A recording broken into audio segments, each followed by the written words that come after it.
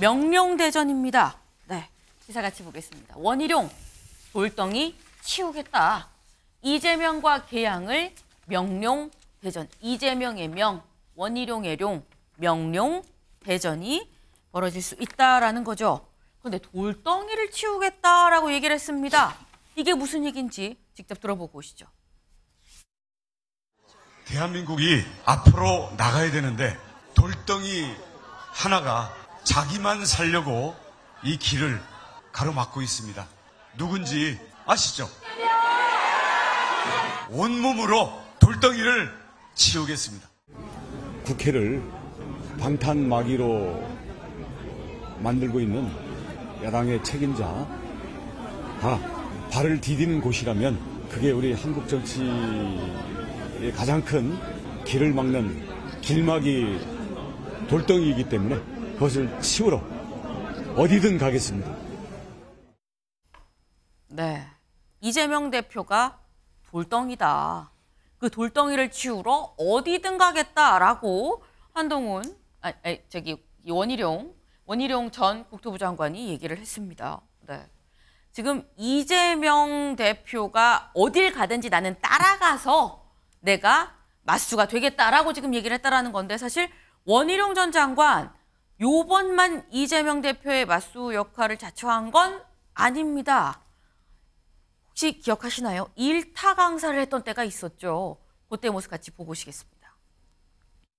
등기합니다. 우동규 좌진상 또는 좌동규 우진상. 정진상은 이재명과 어떻게 보면 뭐라 그럴까요? 제갈공명 내지는 관우 그 정도 되죠. 유동규라는 사람이 화천대유에 대한 모든 것들을 진행을 한 사람이에요. 이걸 기획을 하는 머리가 등장을 해야 되는데 하나는 위쪽 머리가 있고요. 이거는 이재명과 정진상이고 아래쪽 머리가 누구냐면 지금 나오는 나무 변호사, 정영학 회계사, 뭐 이 사람들 밑에 딸려있는 몇몇 사람들. 이 사람들은 이재명의 최측근, 집사 역할을 하는. 그리고 나무과 정영학은 대한민국의 떴다방 전국구 선수들.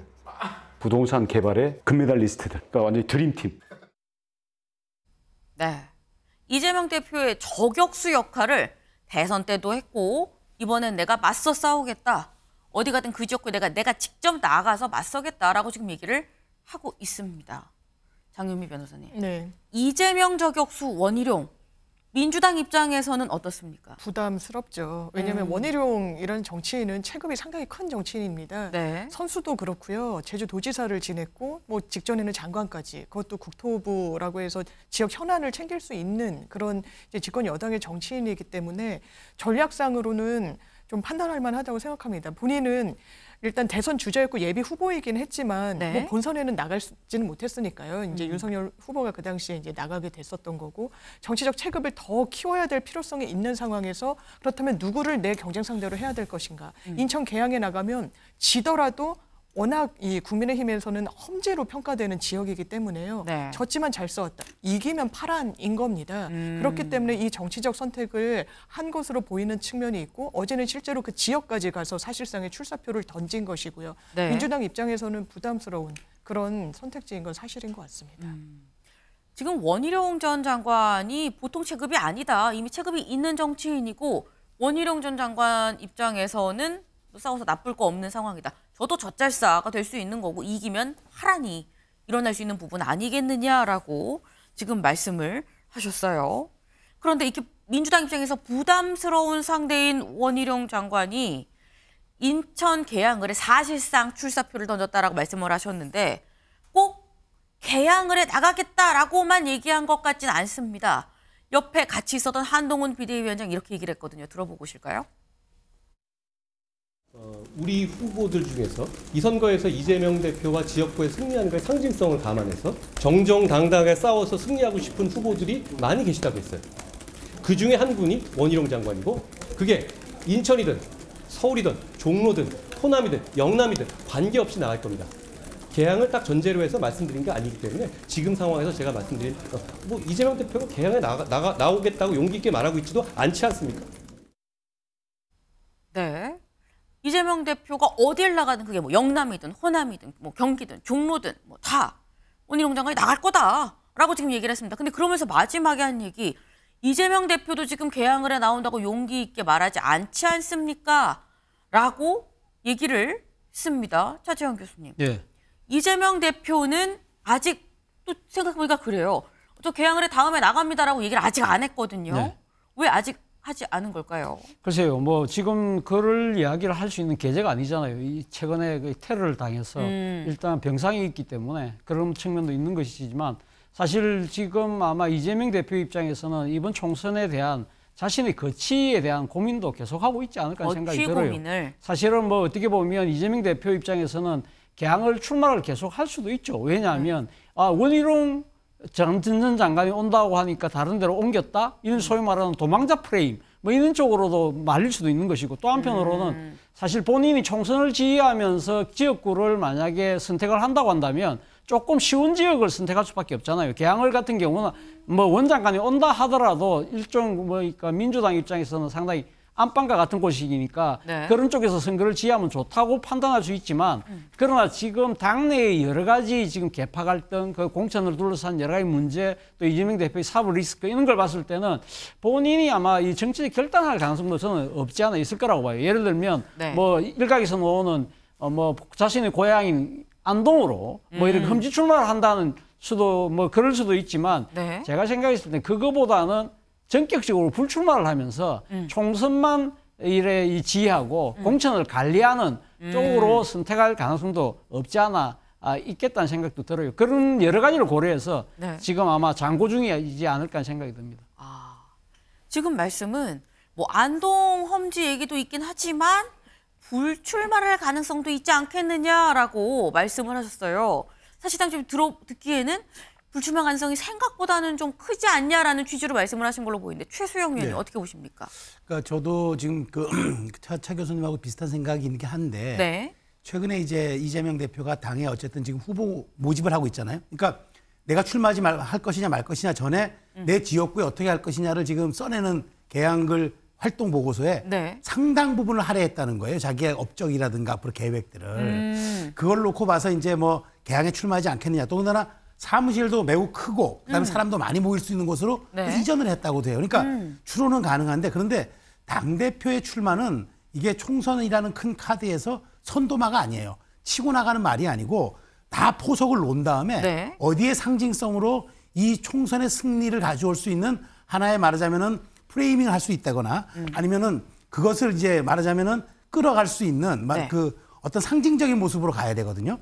그렇기 때문에 예전에 이제 황교안 대표가 지난번 출마하는 것도 네. 이낙연 대표가 종로에 꽂으니까 황교안 대표는 원래 비례를 생각하고 있다가 갑자기 종로에 출마하는 그 모습을 좀 상상하시면 될 거예요. 그러니까 네. 당대표의 출마는 큰 틀에서 마지막 최종의 활용 점정으로 이루어지는 거지 어떤 상징성 가지고 막 처음부터 끌고 나가는 그런 출마는 아니거든요. 그래서 이재명 대표가 만일 저게 또 뭐 여러 가지 기술을 좀 부족하게 했으면 개항에 또 출마할 의지가 없구나 이렇게 해석할까 봐 아마 자세하게 했을 가능성도 있고 저는 그래서 이재명 대표가 이제 민주당의 총선 그림이라는 큰 틀에서 네. 그 틀을 놓다가 마지막에 내가 가면서 이 총선의 전체 판도를 어떻게 이끌어갈 수 있는가의 방점으로 그래서 비례로 갈 수도 있는 거고 저는 뭐 여러 가지가 가능성이 있다고 보는데 지금 이재명 대표가 개항에 신경을 너무 안 쓰는 모습을 비치면은 마치 출마를 포기한 것처럼 비칠까 봐 아마 지금에 그렇게 하는 것도 하나의 위장 전술이 아닐까 하는 생각도 좀 들긴 해요.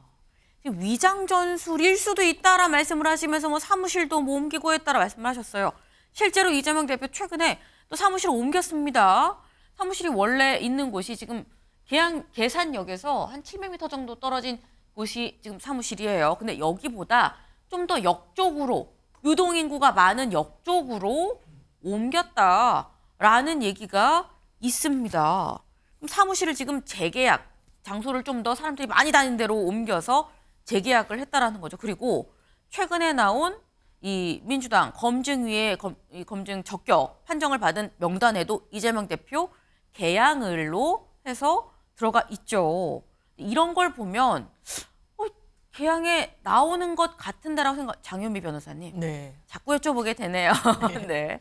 그럼 이재명 대표는 개항을에 사람 마음이 51대 49라도 어느 한쪽에 좀 더 쏠릴 수밖에 없는 거거든요. 그렇죠. 개항을이 51인 겁니까? 그 외에 기타가 50일인 겁니다. 저는 현재로서는 그래도 개항을이 51이지 않을까라고 생각합니다. 물론 선거 사무실을 옮겼다는 게 뭐 계약 기간이 종료될 수도 있고 여러 뭐 실제 사정이 있을 수는 있지만 네. 어쨌든 언론의 지역의 사랑방 역할을 톡톡히 하기 위해서 우리는 더 넓고 더 근접성이 좋은 곳으로 옮겼다라는 거는 출사표를 아직 철회하지 않겠다라는 의지를 관철하는 거죠. 그리고 짚어주셨듯이 적격 판정을 할 때 어느 지역구의 예비 후보냐? 인천 계양의 예비 후보인 겁니다. 그리고 지금 시점에서는 나간다 안 나간다라고 이야기하는 것도 정치적으로는 뭐 플러스 요인은 아니기 때문에 저는 정치가 기본적으로 열려 있고 선택지라는 게 유동적이고 생물과 같기 때문에 또 상대가 누가 나오느냐에 따라서 국민의힘에서도 완전히 마침표를 찍고 있는 건 아니지 않겠습니까? 그렇기 때문에 여러 선택지 중에 하나가 있을 수 있겠다 이런 생각이 듭니다. 네. 일단 여러 선택지가 있을 수 있는데 50일 정도로 51대 49 정도로 해서 50일은 인천 계양을에 있는 거 아니겠느냐라는 말씀을 지금 하셨어요. 사실 국민의힘에서도 그렇게 일단은 보고 있기 때문에 인천 신년 인사회에 원희룡 장관까지 좀 같이 와서 같이 인사하고 한동훈 비대위원장과 같이 있는 모습이 좀 보여진 게 아니겠느냐. 그만큼 한동훈 비대위원장이 이 이재명 저격수 이재명 대항마로 나올 원희룡 장관에 대해서 힘을 좀 실어주는 모습을 보여준 게 아니겠느냐라고 볼 수 있는 부분이기도 합니다. 그런데 이재명 대표의 지역구 옆 동네죠. 이재명 대표 지역구 옆 동네로 간 한동훈 비대위원장 가서 이런 얘기를 했습니다. 다음 기사 볼까요? 이재명 지역구 간 한동훈 경인철도 고속도 지하화 차질 없이 추진 이런 얘기를 했어요. 직접 들어보고 오시죠. 아주 오랫동안 교통 격차와 주거 환경의 격차를 초래해온 인천역에서 구로역까지 이어지는 경인선을 지하화하는 것도 그 일환입니다.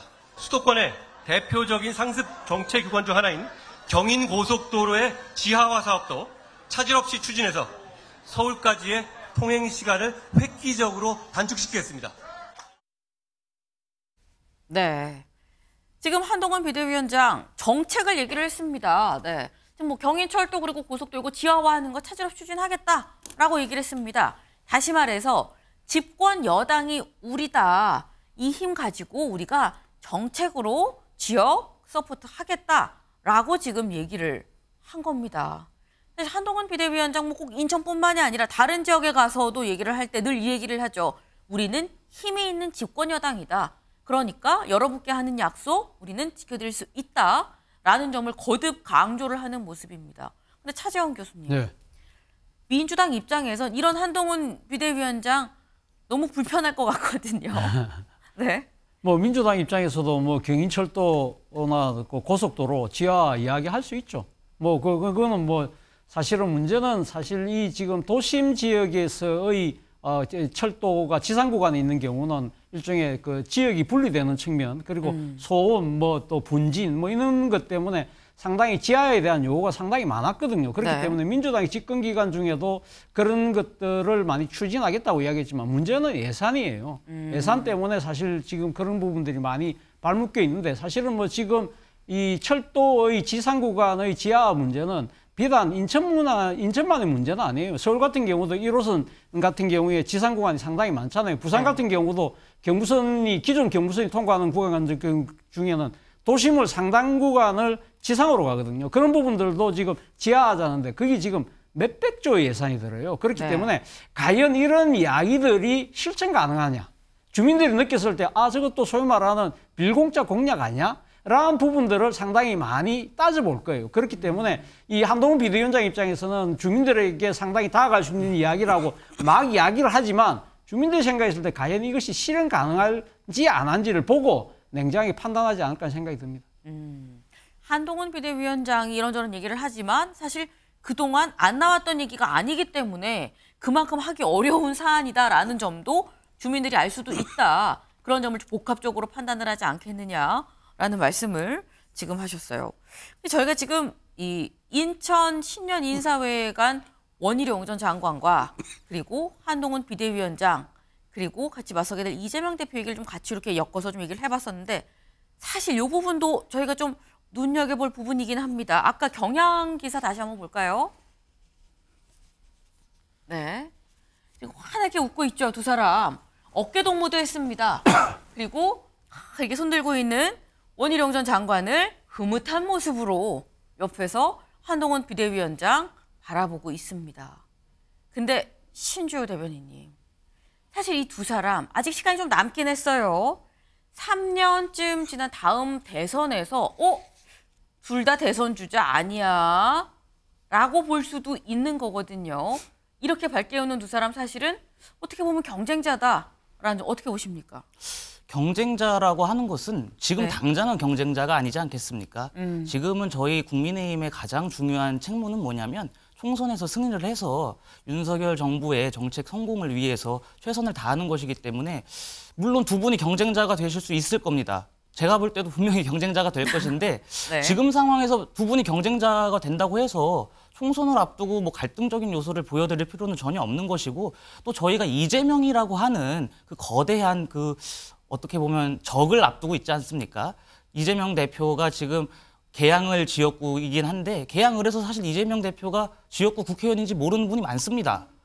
이재명 대표는 지금 뭐 일주일에도 몇 번씩 서초동에 재판을 받으러 가고 검찰 수사를 받으러 가고 있는 상황이기 때문에 이재명 대표의 지역구는 뭐 크게 중요한 것 같지 않고요. 그런 상황에서 원희룡 장관이 이재명 대표를 집중 공격했었던 네. 대장동 1타 강사로서 이번 선거에서 의미 있는 역할을 하겠다라고 밝혔기 때문에 그것을 저희 한동훈 비대위원장께서는 당연히 응원하고 지지하시고 성원을 해주셔야 되겠죠. 경쟁자가 되고 그 여부는 나중에 판단하셔도 됩니다. 네. 이 말씀은 사실 3년 뒤 대선이 있으려면 이번 총선을 지나야 다음 대선이 있는 거 아니겠느냐. 이번 총선에 두 사람 힘을 합쳐서 잘 돼야 각자의 미래도 그릴 수 있는 부분 아니겠냐. 그러니까 함께 이렇게 가는 게 당연한 일이다라는 말씀도 같이 주셨습니다. 네. 사실 이 다음 대선에 두 사람이 내가 봐도 나올 것 같다라고 말씀을 하시긴 하셨는데 앞으로 이번 총선이 사실 그 변곡점이 될 수 있는 부분이기도 하죠. 이번 총선을 거치면서 더 체급이 커지고 정말 대선주를 우뚝 서느냐 마느냐도 두 사람 모두에게 달려있는 부분이 아닌가 싶습니다.